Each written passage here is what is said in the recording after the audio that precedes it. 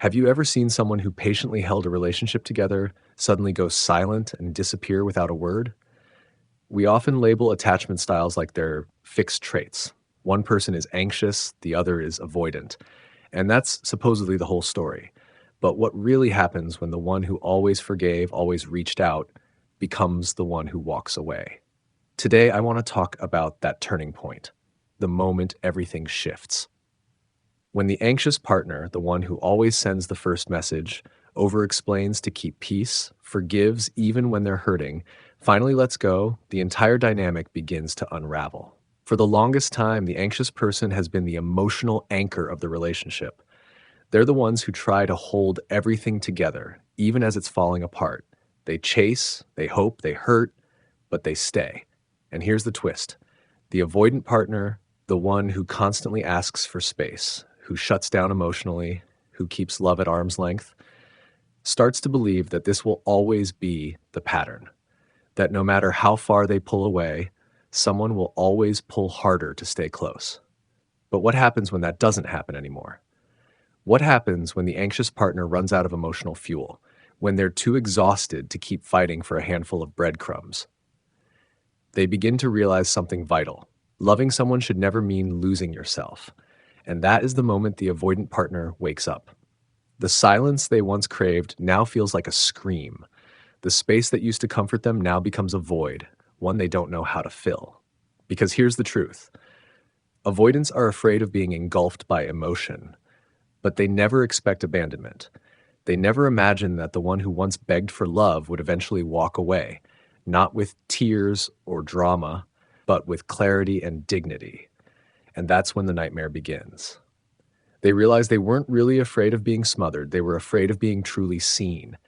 And now that the one person who tried to understand them is gone, they finally feel the pain of being alone. Except now it's no longer their choice. So if you're the anxious one and you're finding the strength to walk away, know this. You're not weak. You're not too much. You're not irrational. You're healing. And if you're the avoidant, this is your moment to grow, not to manipulate, not to breadcrumb, but to face the part of you that pushes love away before it ever gets too close. Because when the anxious partner walks away, it's not just an ending, it's an invitation for someone to finally evolve. After the anxious partner walks away in silence, what was once seen as stable begins to crack. And this is when long-buried emotions start to surface, especially from the one who always tried to fix things. Throughout the relationship, the anxious partner is often the one who sends long, heartfelt texts trying to explain their emotions, just hoping, the other person will finally understand. They lie awake at night, wondering, what did I do wrong? When in truth, all they ever did was care too much in a space that offered too little.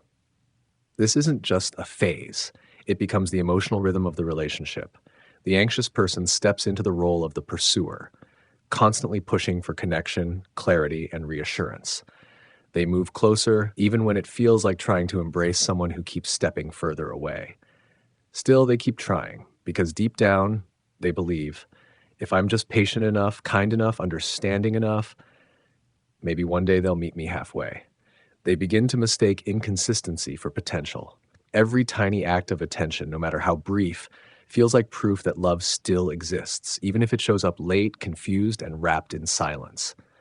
Meanwhile, the avoidant partner becomes used to this dynamic. Consciously or not, they come to expect it. They know the anxious partner will reach out again. They'll apologize again. They'll offer another chance, even after being dismissed, ignored, or emotionally abandoned. And so, an unspoken pattern takes hold. The anxious one bends. The avoidant one stands still. But here's what the avoidant often overlooks. Emotional resilience is not infinite. The anxious partner may bend for weeks, months, even years, but eventually they break. And that breaking point, it isn't loud. It's not dramatic. It doesn't come with ultimatums or angry outbursts. It arrives quietly. When the anxious partner no longer has the strength to care more than they are cared for, when they realize their love has become labor, when their kindness is mistaken for weakness, and their emotional honesty is met with distance or discomfort, that's when something shifts. The calls stop, the need to explain fades, the effort to fix slowly disappears. Not because they've stopped feeling, but because they've run out of ways to prove their worth to someone who never showed up with the same energy. Perhaps the most heartbreaking part? The anxious partner often internalizes the entire unraveling. They carry the guilt, the shame, the self-doubt. They wonder if they were too emotional, too needy, too much. But the truth is, they were consistent. They were committed. They were willing to grow and willing to feel. They weren't weak. They were simply human, in a relationship that silently asked them to feel for both people. But even the most emotionally generous hearts eventually realize love cannot survive on imbalance alone, and that realization is what finally gives them the strength to walk away. So what about the avoidant partner? When silence, once their comfort, turns into an aching void, what happens next? Let's explore that in the next part. After the anxious partner finally pulls back, no more texts, no more calls, the first thing the avoidant partner feels isn't loss, it's quiet. A silence that feels like they can finally breathe, finally think, finally exist without the emotional pull of someone else needing closeness. They mistake that silence for peace, for control, for freedom. It feels like stepping into a private emotional sanctuary, one where no one can reach them, no one can ask them to feel more than they're ready for.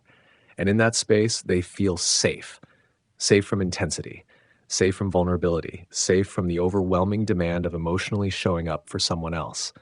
But this is exactly where the disconnect begins. Because while the avoidant feels relief in that silence, the anxious partner hears something completely different. To them, silence screams of rejection, of abandonment.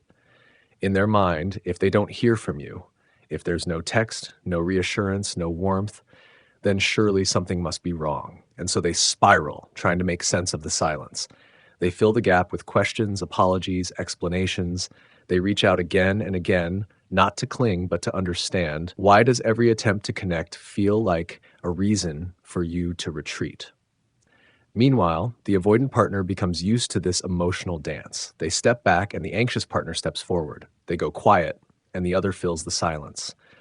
And in that rhythm, they find a strange kind of safety, because somewhere along the way, they've come to expect it. No matter how far they pull away, the anxious partner will always chase, always reach, always try to repair. This creates a dynamic where the avoidant never really feels threatened by emotional closeness, because they've subconsciously trained the other person to keep trying, even when they're withdrawing. It becomes the silent rhythm of the relationship. One person keeps their distance, the other keeps trying to bridge it. But what the avoidant fails to see is this. Silence, when stretched too far, begins to morph into something else.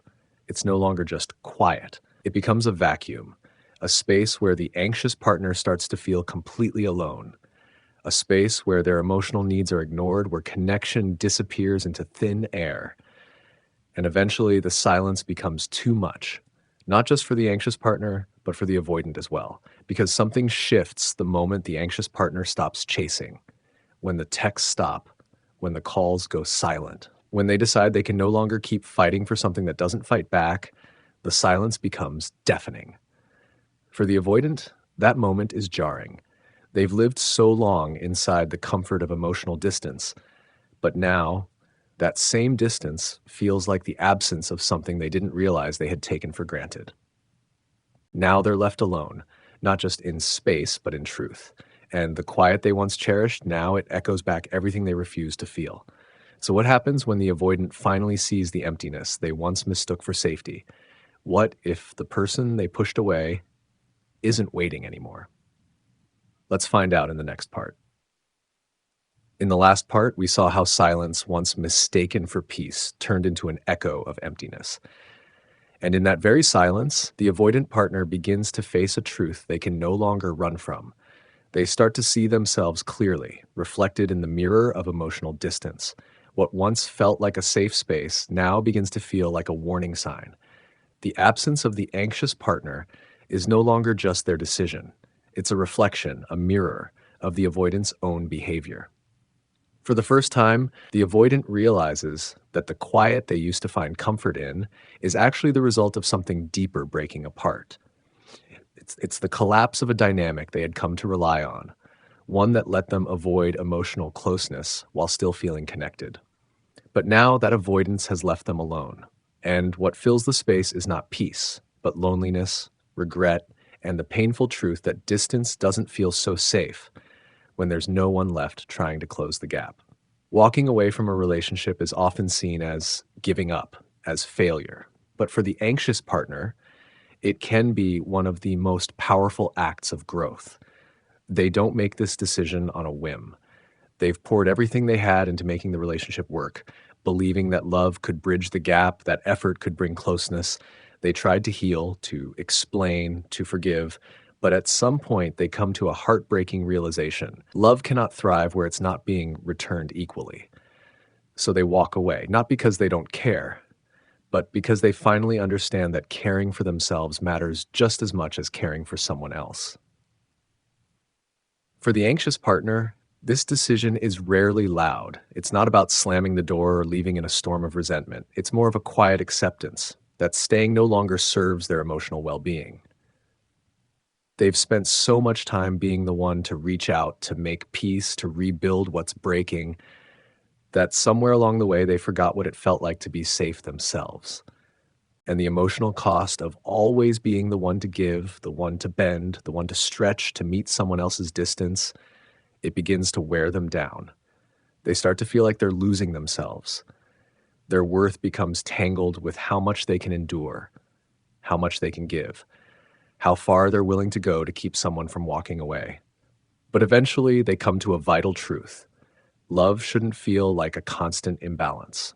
It shouldn't require losing yourself just to hold on to someone else. And when they finally walk away, quietly, gracefully, it's rarely the result of one big event. It's the slow accumulation of emotional labor, of giving and giving until there's simply nothing left to give. But what happens after the anxious partner lets go? What awakens in the avoidant when they're no longer being chased? Let's explore that in the next part. Opening till recap for Connor.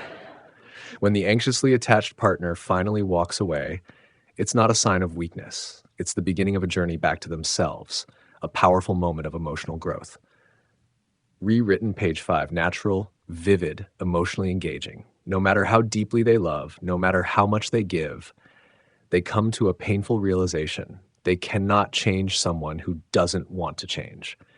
And with that awareness, they begin to see themselves more clearly.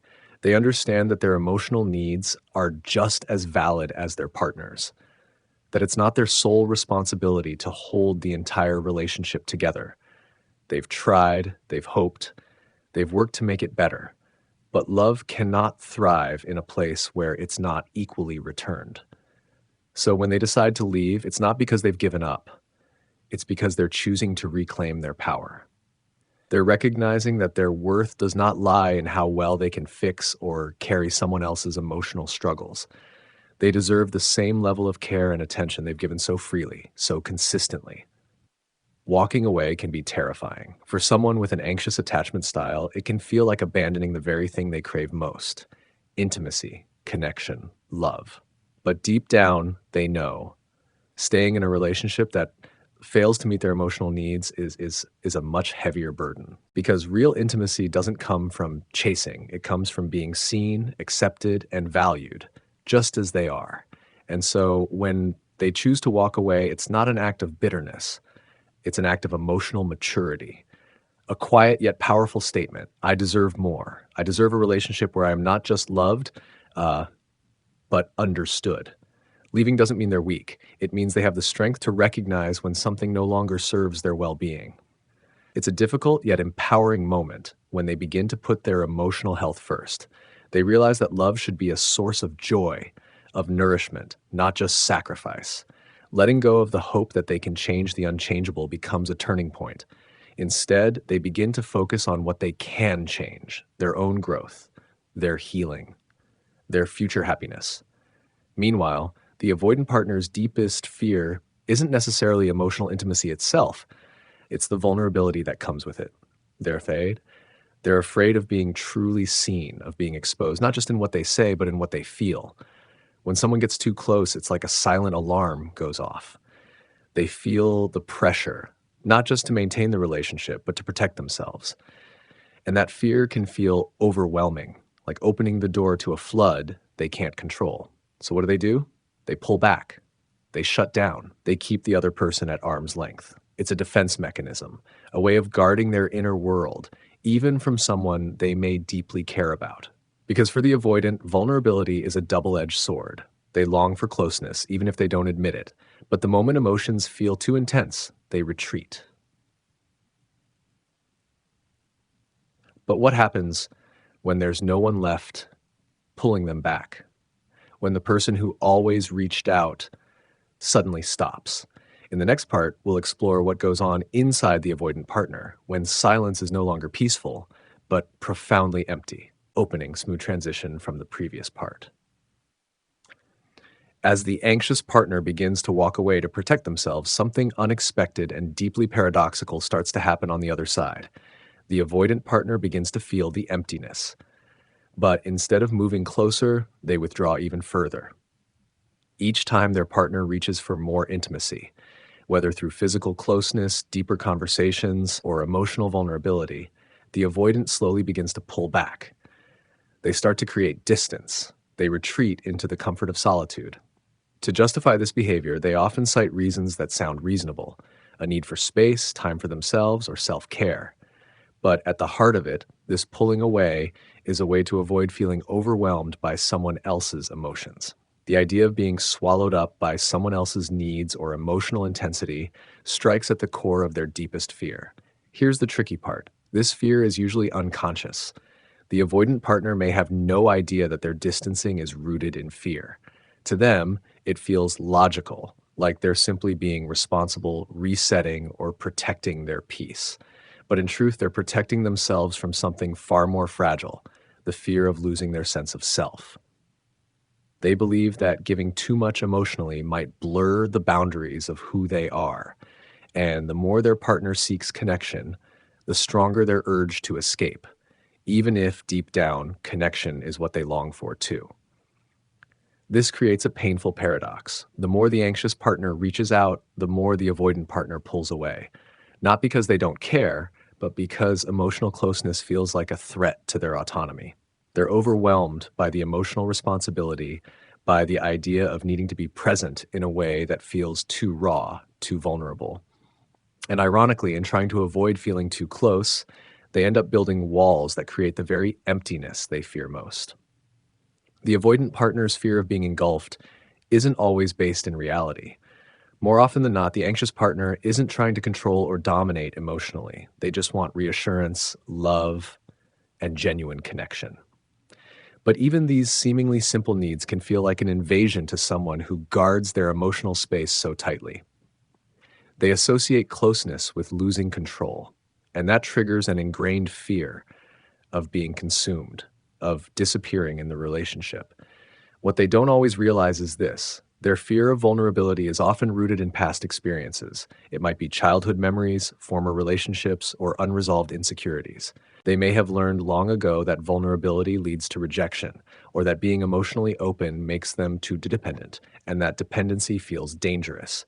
This fear, while protective, keeps them locked in a cycle of emotional distance, a cycle that prevents them from ever truly experiencing the depth of connection they secretly crave. Transition to next part. And eventually, when the anxious partner stops reaching out, when the silence stretches too long, the avoidant is left alone with something they've spent their whole life avoiding: their own feelings. So, what happens when both sides finally go quiet? We'll uncover that in the next part. Opening, smooth transition from previous part. When both fall into silence, one no longer reaching out, the other still retreating, the only thing left between them is space. And within that space, the real fear begins to emerge. Main content: faithful to original meaning, more vivid and expanded. For the avoidant partner, the deepest fear isn't just emotional closeness, it's the vulnerability required to sustain that closeness. Whenever they sense that vulnerability is expected, being open, emotionally present, or fully seen, their instinct is to pull away.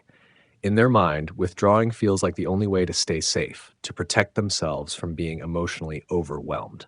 What they often fail to see is this: true intimacy doesn't engulf or trap them. It can actually be the key to dismantling the walls they've built around their heart. Walls they thought kept them safe, but have instead kept them alone. Tragically, this realization usually comes too late. By the time they look around, the distance they've created no longer feels like protection. It feels like isolation, and the love they once feared getting too close to quietly slips away. The end of a dynamic where one person is always reaching and the other always retreating isn't just a breakup in the usual sense. It's a moment of emotional transformation for both individuals. For the anxious partner, walking away doesn't mean giving up. It means waking up. It's the moment they finally understand that their emotional needs are just as important as anyone else's. After years of over-explaining, over-apologizing, and over-giving, they reach a breaking point. They can no longer keep pouring their energy into something that constantly leaves them feeling emotionally drained and unseen. Leaving for them is an act of self-respect. It's the realization that they deserve a relationship where love is mutual, effort is balanced, and connection runs both ways. And this choice is never made lightly. It's the result of countless quiet disappointments, small but painful moments that stack up over time, each one whispering, "This isn't love, at least not the kind that heals." For the avoidant partner, the shift can be more shocking. They never truly expected the anxious partner to walk away, because they were always the one who stayed, the one who showed up, reached out, tried again and again, even when things felt impossibly hard. That constant emotional presence gave the avoidant partner a false sense of security, a belief that they could keep pulling back without consequence. But when the chase finally ends, when the anxious partner chooses themselves first, the avoidant is left staring into an unexpected emptiness, a space that used to be filled by someone who loved them deeply, even if they didn't know how to fully return that love. And it's in that silence that they finally see just how much the other person was carrying, how much energy was poured into holding them close, and how much of that effort they'd taken for granted. Closing. Smooth transition to next part. But now that everything has changed, what happens next? Can either of them find healing, alone, or somehow together? The answers lie ahead in the next chapter. Opening, smooth reminder from previous part. When the anxious partner stops chasing and silence turns into true emptiness, that's when the avoidant partner begins to feel the void they once mistook for safety. And slowly, the truth starts to reveal itself. Main content, rewritten faithfully with added depth and flow. The end of this push and pull cycle between the anxious and the avoidant partner is more than just a breakup. It's a moment of reckoning, especially for the avoidant one. For the first time, they're faced with the consequences of their own emotional patterns. They don't just lose the person who stayed, who tried, who gave. They lose a rare chance for real emotional intimacy. They may have spent so long guarding their heart, afraid of being overwhelmed, terrified of losing themselves in closeness, that they never truly considered what they were giving up by pushing love away. Now, in the stillness, they begin to understand the real cost of emotional distance. It's a painful moment, but also a crucial turning point, an invitation to examine their fears. Why does vulnerability feel dangerous? Why does closeness trigger alarm bells? And are they ready to confront those fears for the sake of something more meaningful? Meanwhile, the anxious partner, though heartbroken, emerges with a renewed sense of clarity. This ending becomes a source of strength, teaching them to set healthier boundaries, to ask for mutual effort, and to put their own emotional well-being first. No longer driven by the need to fix or prove, they begin to heal and grow.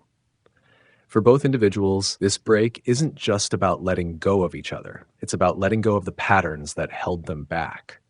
The avoidant begins to see that emotional closeness isn't a threat to autonomy.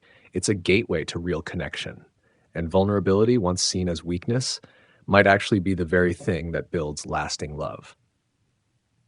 Of course, this transformation doesn't come without pain. It demands courage, honest self-reflection, emotional responsibility, and the willingness to change. But in return, it offers the chance for both to step into future relationships with greater emotional intelligence, empathy, and authenticity. So in this light, the end of the relationship may not be the end at all. Closing. Because what happens if both partners truly grow from this? Could there be a chance not to return as who they were, but to meet again as who they've become? Let's explore that possibility in the next chapter. Intro, gently recalling the previous idea for smooth continuity.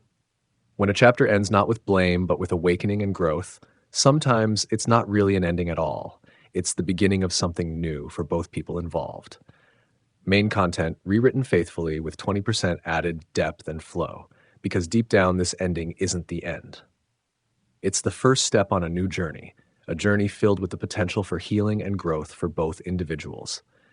We begin to understand that relationships are never just about two people. They're about the emotional dynamics they create together. Even though the anxious and the avoidant may seem like they're worlds apart, at their core, they're both simply yearning for the same thing: connection, acceptance, and the experience of being truly loved. The anxious partner reaches out for closeness, craving to be seen, to be understood, and to feel emotionally safe.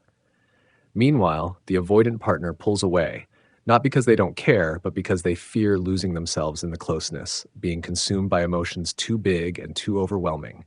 But then, something shifts. When the anxious partner finally chooses to walk away, it becomes a wake-up call. Not only for the avoidant, but for both of them. It's an invitation to face the parts of themselves they've been avoiding all along.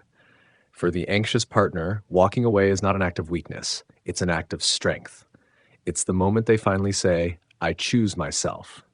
And for the avoidant partner, it's a chance to confront their fears around intimacy, to slowly begin letting go of the walls around their heart, to realize that love, when it's genuine, isn't something to escape from, it's something to embrace. Because the truth is, we are all capable of change. We all have the power to grow. Sometimes the hardest part is simply letting go of expectations, of old emotional patterns, and of the fears that keep us from becoming the fullest, most authentic version of ourselves. But when we do, we make space for new beginnings, for new kinds of connection, for deeper, more genuine love, built not on fear, but on understanding. Closing, graceful transition to emotional conclusion. Thank you for being here, for opening your heart to these reflections, and for taking the time to look within your own relationship patterns. Transformation begins with awareness, and awareness is always the first step. So take a deep breath, reflect, and remember, the next chapter of your story is in your hands. Thank you. Take care of yourself, and keep growing.